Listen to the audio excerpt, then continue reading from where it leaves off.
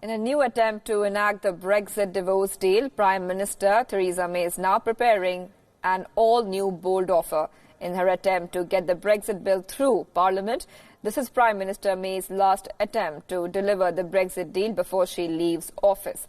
After failing 3 times to get Parliament's approval for her deal, the government will now place the withdrawal agreement bill before the Parliament for a vote in early June. The PM said she wanted the MPs to consider the new deal with a fresh pair of eyes and to give it their support.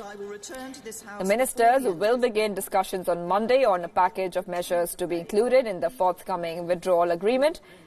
Now, this bill will be aimed at securing cross-party support. The move follows the final collapse on Friday of cross-party talks between Brexit and, in fact, the Conservatives and the opposition Labour Party as well. The withdrawal bill is expected to include new measures and policies on protecting workers' rights, an issue where agreement with Labour was said to have been close. But Jeremy Corbyn, the leader of the Labour Party, has said that Labour would oppose the bill, and it was very difficult to see it making any progress.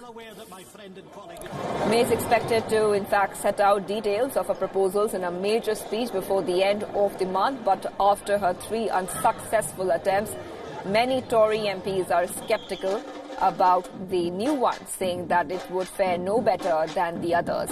As Theresa May's days as a Prime Minister are numbered, the future of Britain in the European Union remains undecided.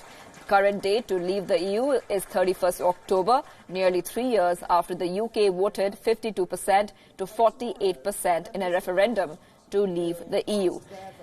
Now it remains unclear how, when, or even if they will leave the European club it joined back in 1973.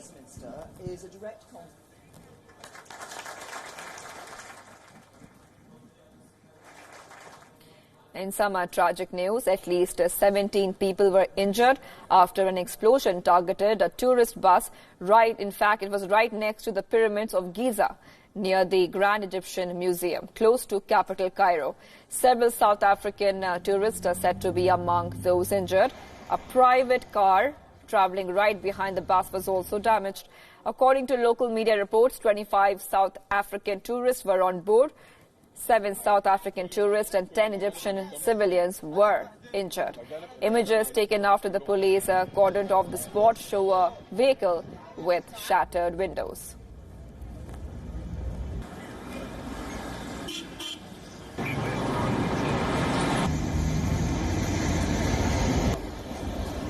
It's not yet known who was behind the bombing. However, Islamist militants have attacked tourists in Egypt in the past. In December, 3 Vietnamese tourists and a local tour guide were killed after a roadside bomb hit their bus.